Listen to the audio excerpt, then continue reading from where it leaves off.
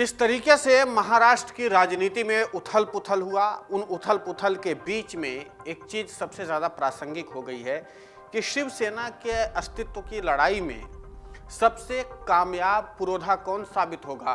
क्योंकि एक तरफ उद्धव ठाकरे की जो छवि है वो बहुत कमजोर हुई है, अब वो बैकफुट पर हैं। इसके अलावा जो शिवसेना की बात को बहुत प्रमुखता से, बहुत मजबूती के साथ, बहुत तटस्थता के साथ रखा करते थे, वो इन दिनों ईडी के चंगुल में, यानी कि संजय राउत। इसलिए हमने शिवसेना में जो अभी जनता से संपर्क करने वाले नेता के तौर पर छवि स्थापित करने की कोशिश की जा रही है, आदित्य ठाकरे को लेकर के एक सबसे बड़ा पोल किया। सबसे बड़े पोल में आदित्य ठाकरे को लेकर के हमने एक सवाल पूछा, क्या उद्धव ठाकरे के बाद जिस तरीके से राजनीति चली, उन सब के बीच में क्या आदित्य ठाकरे शिवसेना को एकजुट कर पाएंगे? क्योंकि शिवसेना में बिखराव बहुत ज्यादा, इसी पर किया हमने सबसे बड़ा पोल। क्योंकि शिवसेना में लगातार बिखराव चल रहा है, लगातार पार्टी के कार्यकर्ता टूट रहे हैं, पार्टी के पदाधिकारी जा रहे हैं, सांसदों विधायकों की कहानी आपको पता ही है, कॉरपोरेटर से लेकर के पार्षद तक सब शिवसेना का दामन छोड़ चुके हैं और भारी संख्या में छोड़ रहे हैं। पार्टी के पदाधिकारी जो हैं, जो शिवसेना में जिलाध्यक्ष के हैसियत पर काम करते थे, मंडल अध्यक्ष पर काम करते थे, उस स्तर के नेता जो हैं वो शिवसेना से तौबा करके चले गए, वो सब शिंदे के समर्थन में जा रहे हैं। ऐसे में ये सवाल उठना वाजिब है कि क्या आदित्य ठाकरे ही एक ऐसे विकल्प बचते हैं जो शिवसेना को एक कर पाएंगे। इसी पर किया हमने सबसे बड़ा पोल, और सबसे बड़े पोल में सबसे चौंकाने वाले नतीजे। 77% लोगों ने माना कि हाँ, आदित्य ठाकरे शिवसेना को एकजुट करने में सफल होंगे, यानी कि एकजुट कर पाएंगे। जबकि 23% लोगों का मानना है कि नहीं, आदित्य ठाकरे शिवसेना में एकजुटता नहीं ला सकते।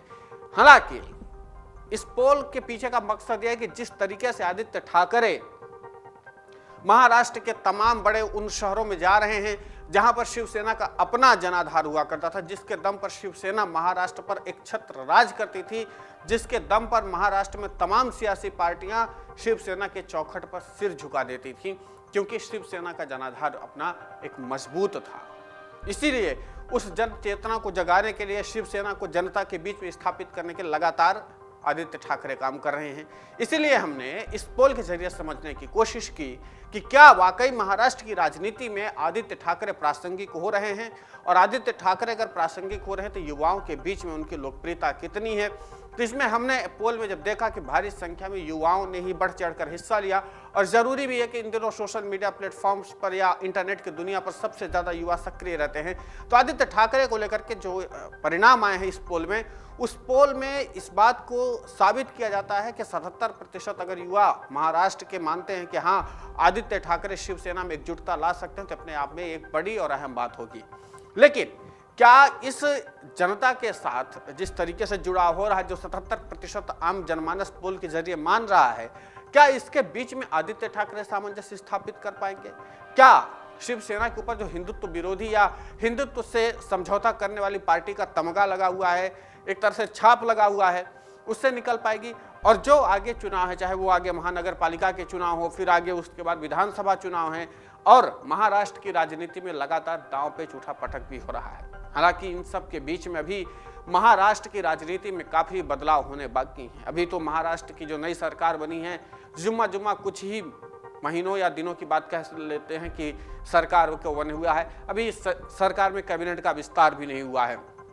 आगे की चुनौती ये होगी कि कैबिनेट के विस्तार से लेकर के सरकार को चलाने तक की तमाम तरह की चुनौतियों में एकनाथ शिंदे कहाँ स्थापित होते हैं, ये भी देखने लायक बात होगी। लेकिन महाराष्ट्र की राजनीति में पिछले 1-1.5 महीने में सबसे ज्यादा प्रासंगिक व्यक्ति अगर कोई रहा तो वो रहे आदित्य ठाकरे। आदित्य ठाकरे महाराष्ट्र की जनता के बीच में अपनी पहचान किस कदर से स्थापित कर पाते हैं, ये अपने आप में देखने लायक बात होगी।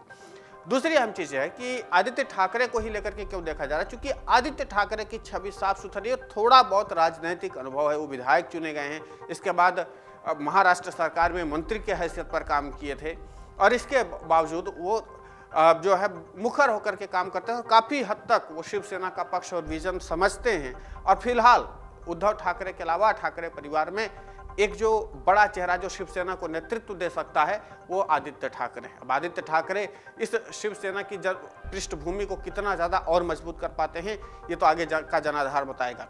लेकिन जिस तरीके से आदित्य ठाकरे खुद को स्थापित करने का प्रयास कर रहे हैं, उनमें से जो हमने सवाल पूछा उसमें 77% लोगों को लगता है कि शिवसेना को एकजुटता के सूत्र में आदित्य ठाकरे बांध सकते हैं, जबकि 23% लोगों को लगता है कि नहीं, आदित्य ठाकरे शिवसेना को एकजुटता के सूत्र में नहीं बांध सकते।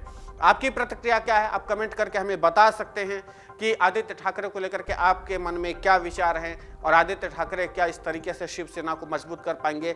आपकी दी हुई राय हमारे लिए महत्वपूर्ण होती है, हमें कमेंट करके जरूर बताएं। नमस्कार।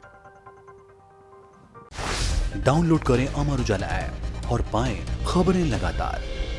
अगर आप ये वीडियो YouTube पर देख रहे हैं तो हमारे चैनल को सब्सक्राइब करें और बेल आइकन को दबाना ना भूलें। अगर आप Facebook पर ये वीडियो देख रहे हैं तो हमारे पेज को लाइक करें।